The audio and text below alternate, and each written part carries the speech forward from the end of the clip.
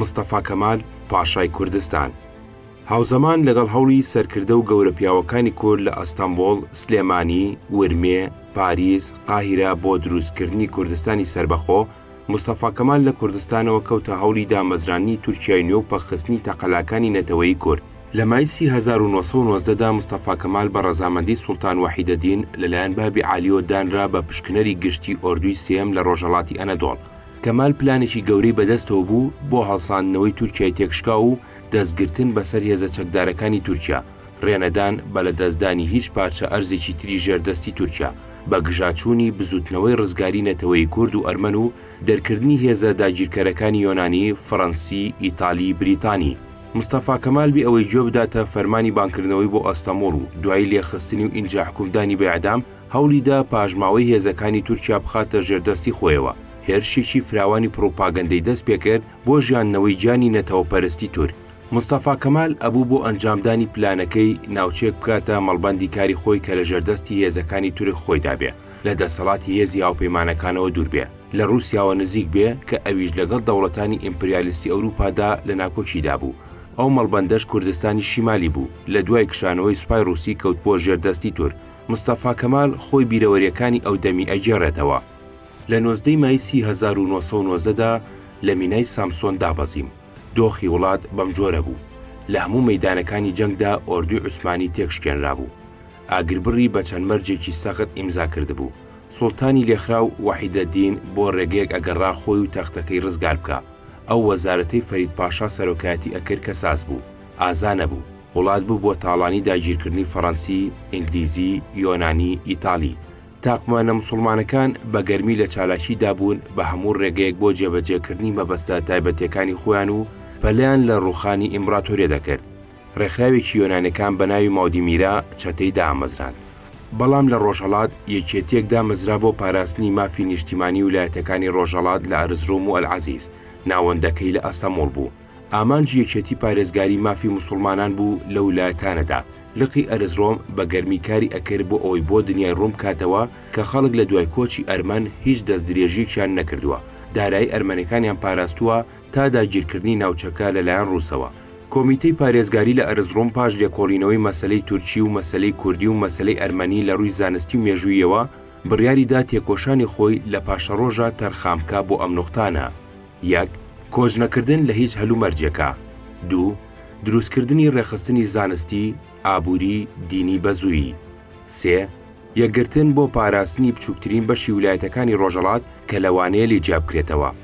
ناوەندی کۆمیتەی پارێزگاری خۆشببین بوون بەو سەرکەوتنەی لە ڕێگەی بزواندنی هەستی دینیەوە بەدەستیان هێنابوو. پێ ئەچێتر سیلکاندنی ویلایەتەکانی ڕۆژهەڵات بە ئەرمینیاوە هۆی دروستبوونی ئەم کۆمیتانە بوو بێ. مەترسیی تریش هەبوو سەرچاوەکەی یۆنانەکان بوو. ڕێکخرا و دەستگای تریش لەسەر شانۆ دەرکەوتن. لە ویلایەتەکانی دیاربەکر و بیتلیس و ئەلعەزیز و ئەوانی تر کۆمەڵی هۆشیاری و ژیانەوەی کورد پەیدا بوو کە ناوەندی سەرکردایەتەکەی لە ئەستەمبۆڵ بوو. ئامانجی ئەم کۆمەڵە دامەزرانی دەوڵەتی کوردی بوو لە ژێر سەرپەرشتی بێگانەدا. لە قۆنیاش کۆمەڵەی ژیانەوەی ئیسلام هەبوو. یەکێ لە کۆمەڵە گرنگەکان کۆمەڵەی دۆستانی ئینگلیستان بوو. لە هەلومەرجێکی وەهادا ئەتوانرێت تەنها یەک بڕیار بدرێت، ئەویش دروستکردنی دەوڵەتی تورکیای نوێیە، چونکە کارکردن بۆ مانەوەی ئیمپراتۆریەتی عوسمانی داتەپی و ئەبوو بەهۆی سزادانی ناڕەوای گەلی تورک. لەو نامەیەدا کە بە چیفرە لە 18 حوزەیرانی 1990دا بۆ جەعفەر تەیاربەجی سەرکردەی ئۆردوی یەکەم لە ئەدرنەم نارد، وتبووم تۆ ئەزانی دەوڵەتانی گەورەی هاوپەیمان کە سربەخۆی نیشتیمانیان ئەخنچێنن چیەکەن، هەروەها ملکەچی حکوومەتەکەی ئێمە و گوێ نەدانی. بڕیارم داوە ئەنەدۆڵ بەجێ نەهێڵم بۆ بەرزکردنەوەی ورە لە تراقیە لە بروسکەکەدا ئەوەشم نووسی بوو. بە سەرکەوتوی بەرەنگاری ئەو پروپاگەندەیە کرا کە بۆ دامەزرانی کوردستانی سربەخۆکرا. لایەنگرانی ئەم جوڵانەوەیە بڵاویان لێکرد.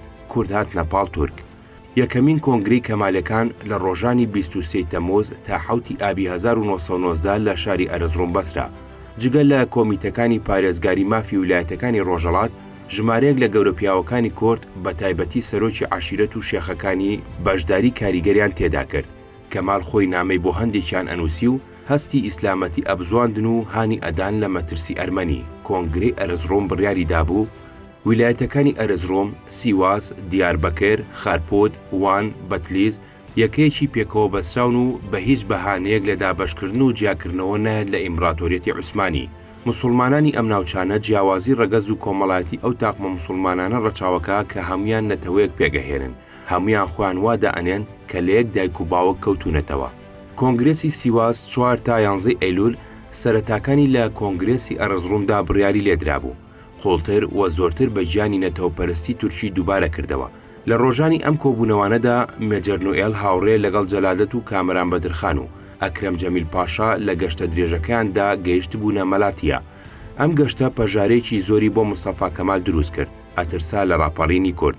فەرمانی گرتنی دەرکردن، بەڵام لەبەر ئەوەی هێشتا بە تەواوی جێگیر نەبوو کاربەدەستانی ئەوێ بە بیانووی جۆراوجۆر فەرمانەکەیان جێبەجێ نەکرد و نوئێل و هاوڕەکانی هەڵاتن بۆ حەڵەب.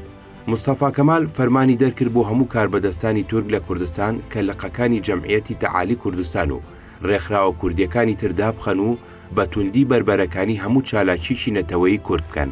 ئەنەدۆڵ و ڕۆمئێلی مدافعی حقوق جەمعیەتی بەکردەوە ببووە بزوتنەوەیەکی سیاسی بەهێز.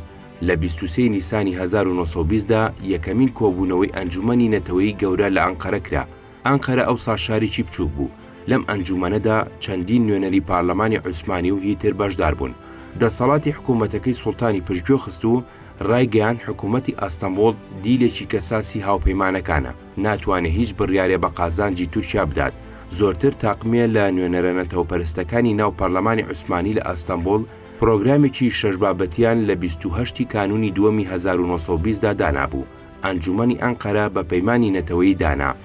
ئەگەرچی لەو کاتەدا مەسەلەی کورد لە تورکیا بوو بە یەکێ لە مەسەلە گرنگەکانی تورکیا و کەوتبووە ناو کۆڕەدەولەکانەوە، بەڵام لە پەیمانی نەتەوەی تورکا مەسەلەی نەتەوەی کورد بە تەواوی پشتگوێ خرابوو.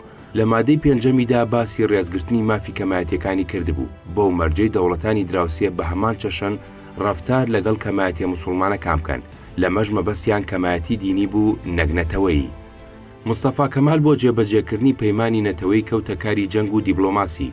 ئەفسەرە گەورەکانی سوپا هاودەنگ بوون لەگەڵی، دەستی گرتو بەسەر هێزەکانی لە ڕۆژهەڵاتی ئەنەدۆڵدا کە یەکێکیان ئۆردوی نوێمی قافقاز بوو بە ناوبانگترین هێزی تورک کە لە جەنگا شکستی نەخواردبوو. ئەم هێزانەی بەدیلەکانی جەنگ لە رووسیا گیرا بوون و دوای شۆڕشی ئۆکتۆبەر ئازاد کران و بەو 130,000 دیلەی دوای پەیمانی سیڤەر هاوپەیمانەکان ئازادیان کردن بەهێز کردەوە. کەمال ئۆردوویەکی نوێی لێ ڕێخستنەوە. رووسیای سۆڤێتیش بەشێکی پێویستەکانی چەک و تفاقی جەنگی بۆ دابینکردن، بە گیانی نیشتیمان پەروەری و نەتەوەپەرستی بۆ جەنگی سەربەخۆی تورکیا پەروەردەیکردن.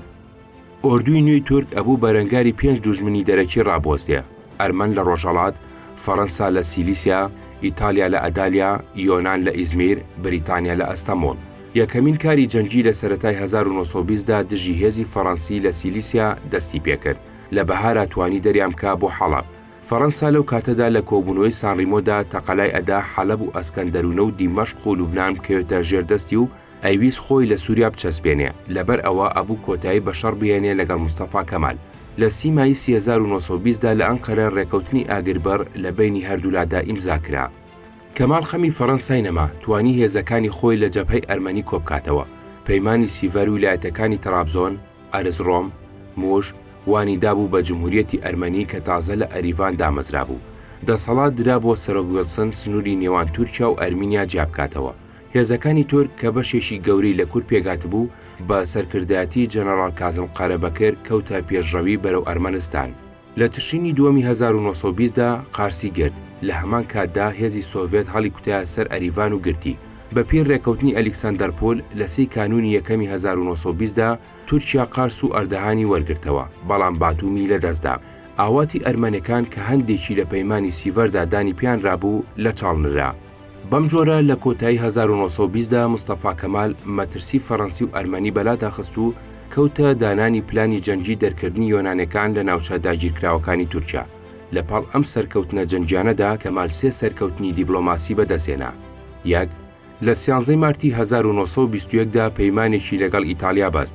ئیتالیا گفتیدا ئەنەدۆڵ چۆڵبکە بەرامبەر بە چەند ئیمتیازی ئابووری. لە حوزەیراندا هێزی ئیتالی لە خاکی تورکیا کشایەوە.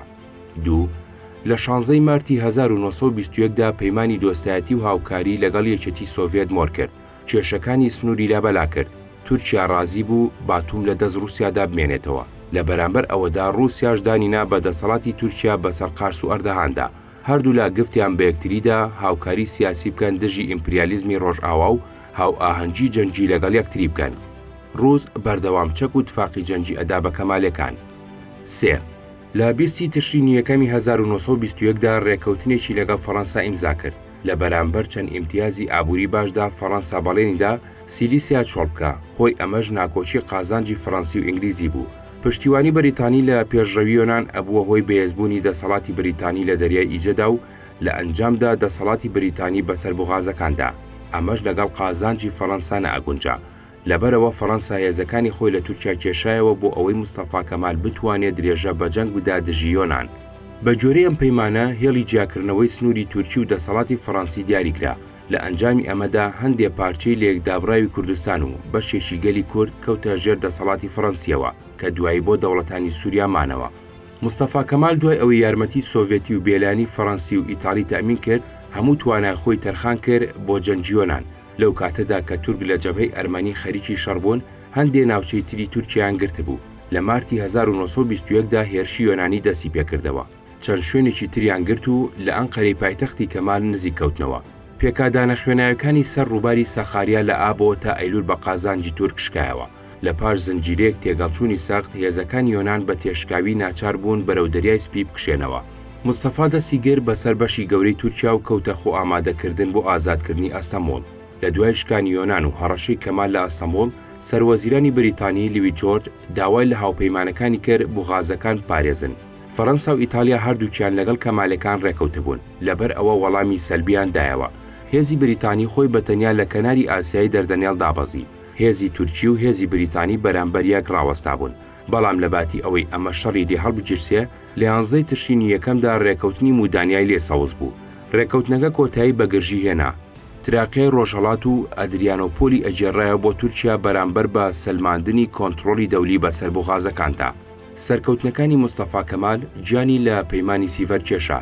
لەلایەکەوە ڕووسیای دوژمنی دێرینەی تورک ئەیویست تورکیای نوێ بمێنێ و بەهێز بێ بۆ ئەوەی خۆی لەبەر گوشاری دەوڵەتانی ئیمپریالیستی دوژمنی شۆڕشی ئۆکتۆبەردا ڕابگرێ و ببێتە ناوچەی لەمپەری نێوان هەردوولا.